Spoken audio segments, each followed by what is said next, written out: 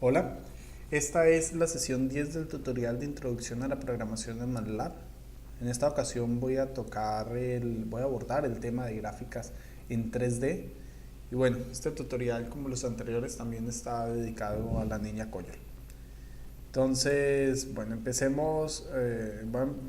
MATLAB tiene varias formas digamos, varios comandos, varias herramientas para poder hacer gráficas en 3D. Voy a mostrar en este tutorial 4 de ellas. La primera es la que se llama Plot3.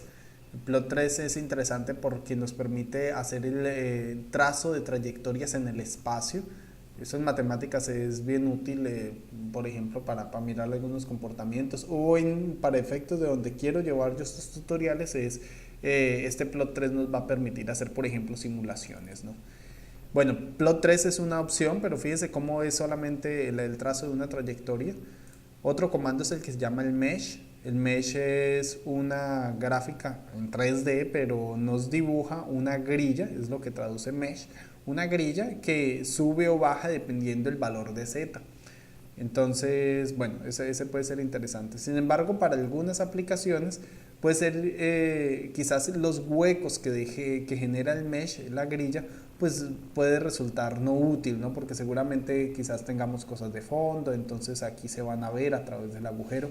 En fin, y para evitar eso, entonces el MATLAB tiene otro comando complementario al mesh que se llama el surf, que es prácticamente lo mismo, simplemente que los huecos de la rejilla están rellenos.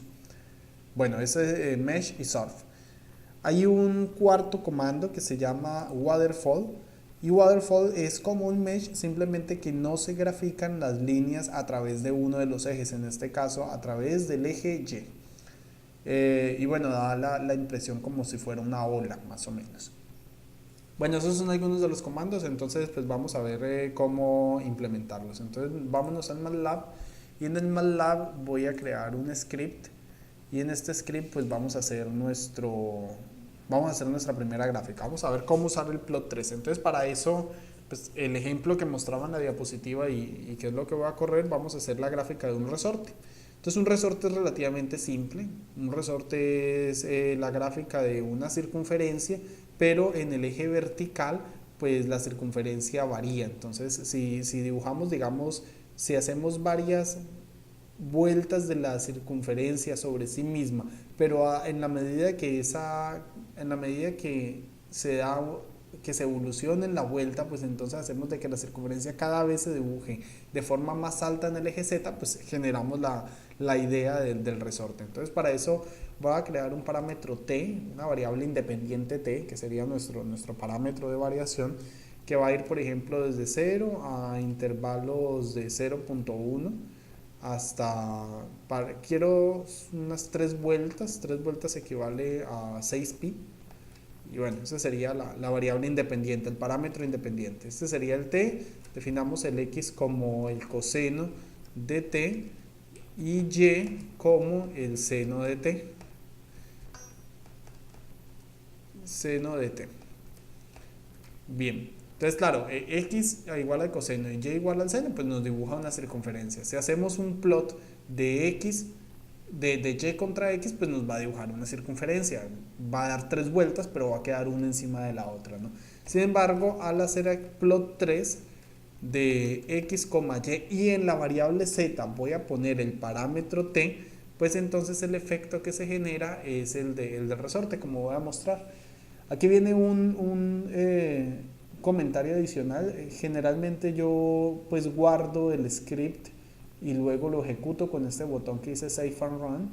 Sin embargo, si uno quiere hacer cosas rápidas, digamos, sin necesidad de ponerse en la delicadeza, digamos, de guardar los archivos, pues el MATLAB tiene este par de botoncitos que se llaman Evaluate Cell y Evaluate Cell and Advance. Bueno, luego explicaré qué es una celda más adelante cuando ya estemos haciendo programación más en serio. Pero para ahora lo que quiero mostrar es que si oprimimos este botoncito, pues no es necesario guardar el script, ¿no? Y ahí tenemos el resorte, ¿no? Que era lo que queríamos hacer la gráfica usando el comando plot3. digamos, salió bien. Aquí se ve la circunferencia. Naturalmente, si, bueno, el MATLAB viene también con un botoncito aquí para rotar. Aquí viene lo que mencionaba hace rato. Si tenemos una vista superior de esta gráfica, pues lo que tenemos es simplemente la circunferencia, ¿no? Pero claro, visto desde arriba, como perdemos la percepción de profundidad, entonces la circunferencia está dando varias vueltas sobre sí misma, pero visto desde arriba, pues no se ve el efecto del resorte. En cambio, si cambiamos la perspectiva, pues entonces allí sí se obtiene un poco mejor esto. Eh, Aquí, bueno, resulta interesante, no sé si notan que efectivamente están los ejes X, Y, Z, pero no tenemos, se pierde también un poco de percepción de profundidad debido a que no hay como unas líneas aquí que indiquen el fondo, ¿no? Eso lo podemos hacer, y también yo olvidé indicar esto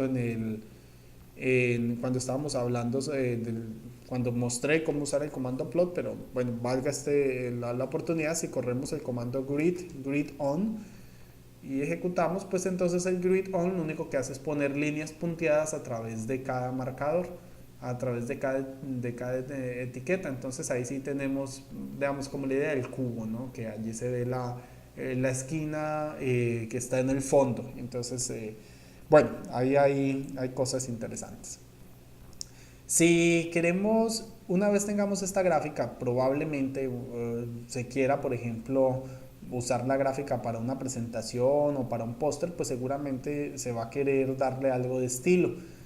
Si oprimimos aquí en la flechita donde dice Edit Plot y luego damos clic sobre la propiedad del dibujo, donde a la que le queramos cambiar las propiedades, por ejemplo, a la línea, digamos a la curva, a la trayectoria, aquí le podemos decir, qué sé yo, que el grosor de la línea sea 3, imprimimos Enter y entonces, bueno, pues nos va a cambiar el grosor, ¿no? Volvámoslo a 0.5 y bueno, aquí también podemos cambiar el tipo de línea. En fin, hay digamos muchas opciones, ¿no? Con lo que se puede jugar. Volvamos otra vez a sacar la línea continua, intervalo a 0.5. Sin embargo, digamos, usando el botón, digamos, eso se puede customizar, ¿no? El edit plot. Sin embargo, lo interesante de hacer scripts es que, pues uno no quiere que, bueno, al menos a mí no, yo preferiría, ¿no? Que todas esas opciones de gráficas, de la forma como quiero que se muestren los gráficos sea automática. Entonces, pues eso se puede también acceder a través del comando plot a cada una de esas propiedades. En particular, por ejemplo, si queremos cambiarle el grosor a la línea, simplemente entre comillas se escribe line width y después de line width otra coma con el grosor que queremos para la línea, digamos 3 como había mostrado. Si ejecutamos el código, pues ahí tenemos el efecto, ¿no? Que es cambiarle el grosor a la línea. Otra opción puede ser, por ejemplo, cambiar el color. Entonces simplemente entre comillas se escribe la palabra clave color y luego se escribe también entre comillas el color que queramos, por ejemplo rojo. Lo cambiamos y bueno, ahí hay algunos efectos, ¿no? que se pueden lograr, unos efectos muy básicos, pero que en algún momento puede ser interesante y útil, ¿no? Bueno, en caso de que no lo quieran hacer, pues ya se sabe que por acá por Edit Plot se puede acceder a todas estas y más propiedades de la gráfica. Bien, entonces ese es el uso del plot 3. Otro comando que voy a mostrar a continuación entonces es el surf. Volvamos a la presentación. Es el surf y acá está, el surf y el mesh. Entonces noten, bueno, estos son los más bonitos, ¿no? Porque mesh y surf pues son gráficas, digamos, que nos da la percepción de mesh, de una grilla y de una superficie. Antes de hacer esto quiero mostrar algo. Vamos a primero hacer algo bien interesante. Voy a comentar esta parte. Recuerden que control R comenta, le pone signos de porcentaje a todo. Vamos a hacer, por ejemplo, la gráfica de una gaussiana en 2 dimensiones, que es más o menos lo que tengo allí. Entonces, para eso voy a definir una variable x que va a ser el vector del dominio del problema. Vamos a decir que el x va a ir desde -3 a intervalos de 0.1 hasta 3. y que el y, pues simplemente y, que depende de x, va a ser igual a e a la menos x al cuadrado. Esto nos debe hacer la gráfica de una gaussiana, como debemos esperar. Si decimos plot de x, y ejecutamos, pues ahí tenemos la gráfica de la gaussiana. Noten que en esta forma de resolver el problema, el x pues es la variable independiente y está definida como un vector que varía desde menos 3 hasta 3 y lo dije a intervalos de 0.1. Sin embargo, si queremos hacer este mismo gráfico en 3D, la variable independiente ya no va a ser solamente x, va a tener, la función va a depender de dos variables que van a ser x y y, que van a estar en el plano z igual a 0, y la variable z es la que va a tomar su valor dependiendo de las coordenadas del valor tomado por cada uno de los puntitos x y y. Entonces, este mismo problema de hacer la gráfica de la gaussiana, pero en 3D, debemos definir entonces el dominio ya no como un vector, sino como una matriz. Entonces, eso se hace, bueno, el MATLAB tiene una cosa, digamos, muy interesante, no es difícil de hacer, digamos, uno puede pensar su propio código, pero es hacer una cosa que se va a llamar el mesh grid. Vamos a mostrar cómo es eso. Entonces, como ahora el dominio van a ser matrices, definamos una matriz y bueno, y recuerden que en matrices las estamos denotando con letras mayúsculas, entonces sería una matriz de mayúsculas XY y este va a ser igual al mesh grid de ese intervalo que ya habíamos definido. Ese va a ser digamos, el dominio de nuestro problema, usando un mesh grid. Y ahorita el z lo vamos a hacer, z también va a ser una matriz, luego va con mayúscula, va a ser igual a menos, voy a abrirme con paréntesis, ponemos otro paréntesis acá, e a la menos x al cuadrado más y al cuadrado. Entonces esto nos debe de dibujar la gaussiana, pero en 3 dimensiones. Y para eso, pues entonces vamos a usar el primer comando, que es el mesh. Entonces le decimos aquí simplemente mesh xyz. Acá xyz. Y ejecutamos, vamos a ver cómo nos va. Y tuvimos un error. Dice, a ver qué nos pasó. Dice, z debe ser una matriz, no un vector escalar. Ya, ok, es que lo dejé aquí con x minúsculas, ¿no? Aquí debe ser x mayúscula y aquí debe ser con y mayúscula. Ese es el error, debía haber borrado las variables que estaba usando antes, ¿no? Volvemos y lo ejecutamos y ahí tenemos la gráfica de nuestra gaussiana, no es la gaussiana en 3D. Entonces, bueno, noten cómo funciona de bien, ¿no? Esto, si oprimimos este botoncito, pues podemos rotar la gráfica. Y bueno, aquí viene también algo interesante, ¿no? Si ponemos la perspectiva vista como si solamente se estuviera viendo desde arriba, en la gaussiana lo que obtenemos es una imagen, ¿no? Bueno, tema que abordaré más adelante cuando estemos viendo imágenes, pero bueno, ahí lo tenemos. Bien, este es el uso del comando. Bueno, he mostrado dos comandos. Uno es el mesh para hacer gráficas de una rejilla. Y el otro es el mesh grid, que este mesh grid sí que nos va a ser útil, porque el mesh grid es el que nos permite crear el dominio de la función. Yo quisiera explorar un poco qué hace, digamos, cómo se crean estas matrices X y Y. Entonces, si vamos a abrir la variable x mayúscula, lo que vemos, fíjense cómo el x mayúscula, él lo único que está haciendo es hacer repetir, o sea, para una primera línea, por ejemplo, para esta, la primera línea va desde menos 3 a intervalos de 0.1, incrementando hasta el último valor, que es 3. Y lo que hace el mesh grid es simplemente repetir esta línea tantas veces, ¿no? ¿Cuántas? Va a ser una matriz cuadrada, ya que sé que hay 61 elementos, entonces también va a ser 61 elementos hacia abajo. Es por la forma, digamos, como hemos creado nuestro mesh grid. Entonces, eso es lo que está haciendo el MeshGrid para la matriz de X. Fíjense cómo está repitiendo filas. Ahora, si abrimos la matriz Y para ver qué contiene, la matriz Y hace exactamente lo mismo, pero va desde -3 hasta 3.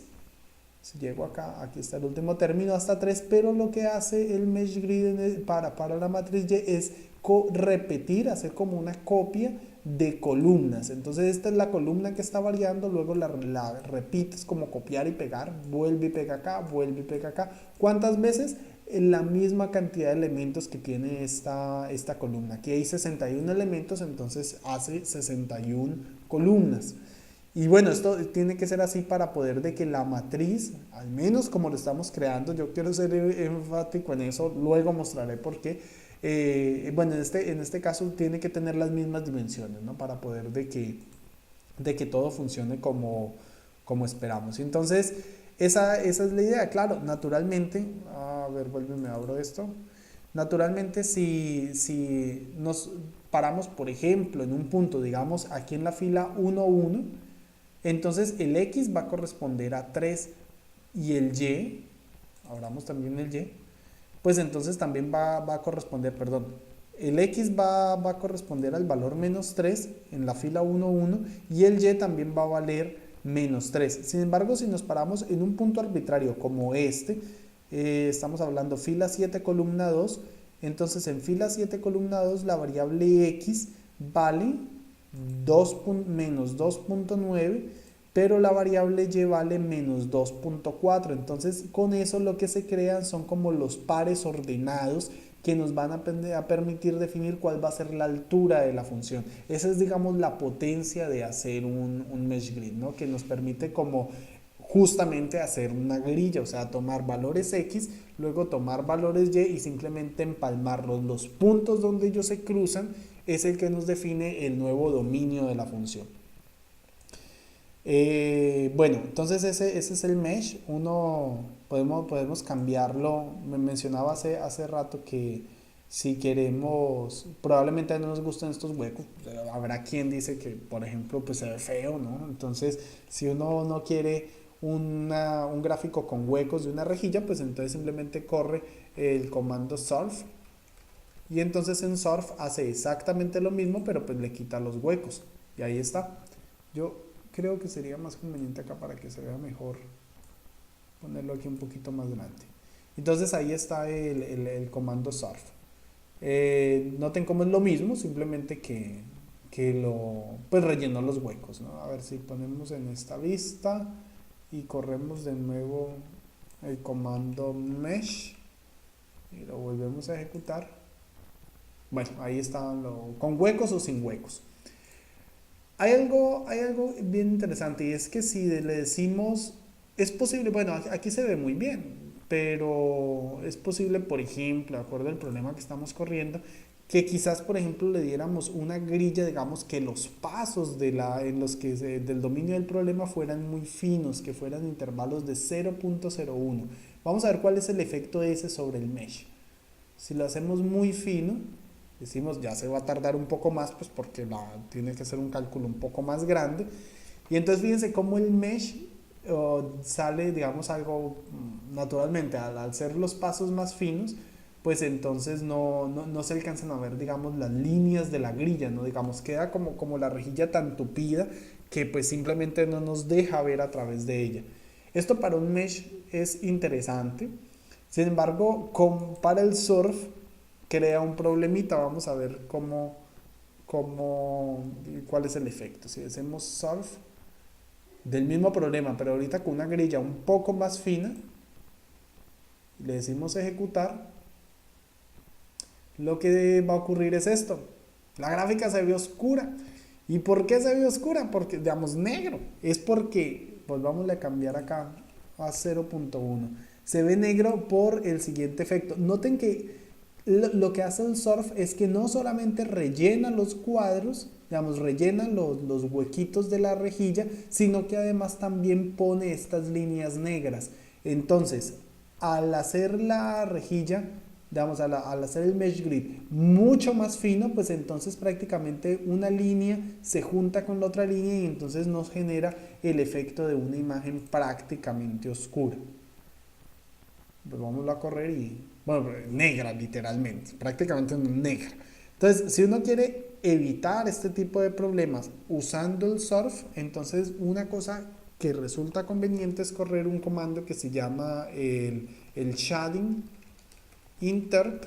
Y shading interp lo que hace es simplemente como, bueno, juega un poco con el mapa de color, luego explicaré eso y también cambia un poco las condiciones de iluminación para que se vea mejor.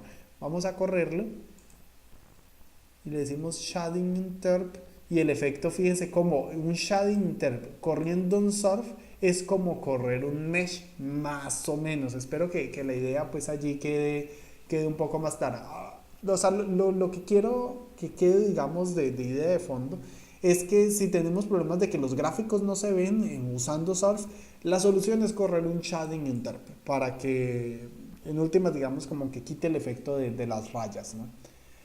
Bueno, ese es otro. Vamos a volver otra vez acá a una grilla más fina. Y ahorita voy a borrarme el shading interp y vamos a poner un comando que el último que quería mostrar, que es el que se llama el waterfall.